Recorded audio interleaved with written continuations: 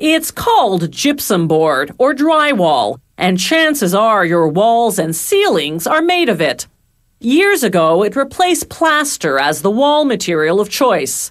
Workers just mount the sheets onto wood framing, plaster the joints, then sand and paint.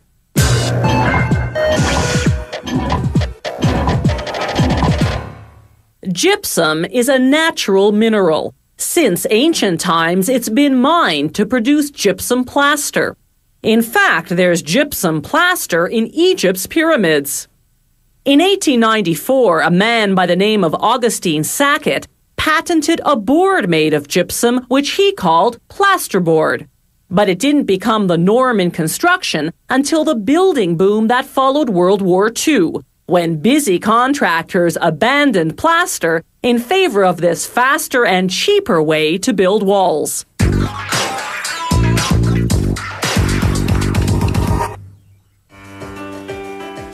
The process of making gypsum board begins at the quarry, where crews mine the gypsum, a soft rock. The loaders dump their haul into what's called an apron.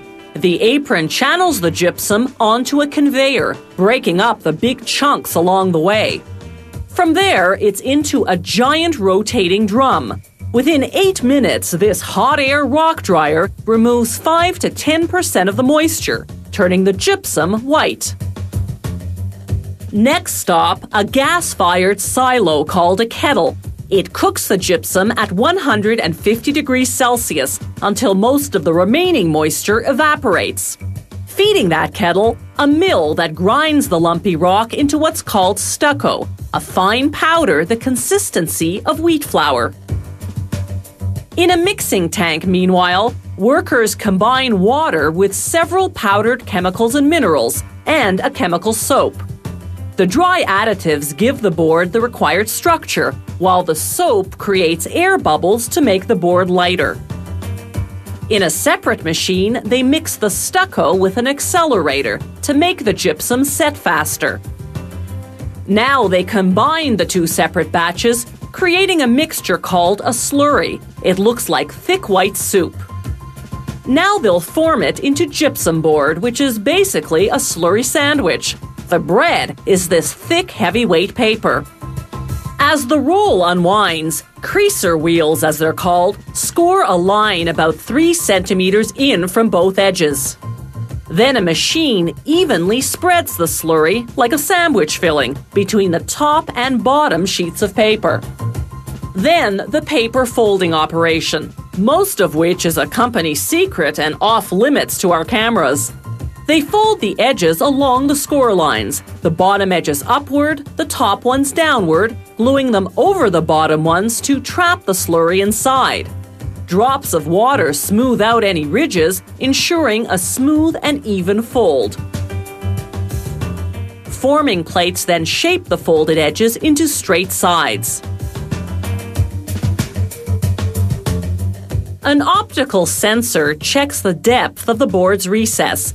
That's where you put the joint tape to connect one board to the next when you're building a wall. The forming station spews out 305 continuous meters of gypsum board at a time.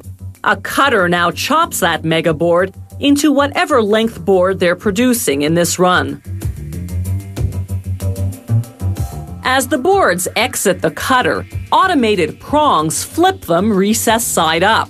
Since the recessed side will be the wall surface, they don't want to risk damage by having it travel face down on the rollers that lead to the drying station.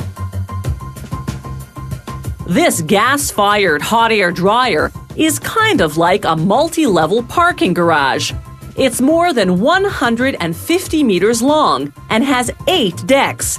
The factory can cure hundreds of boards at a time. It takes 40 minutes to move through the dryer's 4 temperature zones, which start at 350 degrees Celsius and get progressively cooler to 150 degrees. The boards are sold in pairs, so the machinery stacks them in twos, then tapes them together. The tape bears the brand name as well as the size and thickness of the board.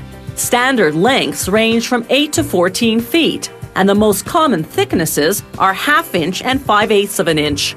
In this industry, imperial measurements are still the norm. The tape also tells the consumer what type of gypsum board it is. There's standard drywall for building walls in homes. There's a moisture-resistant version for humid areas such as bathrooms. There's also fire-resistant gypsum board, usually required by law for commercial buildings.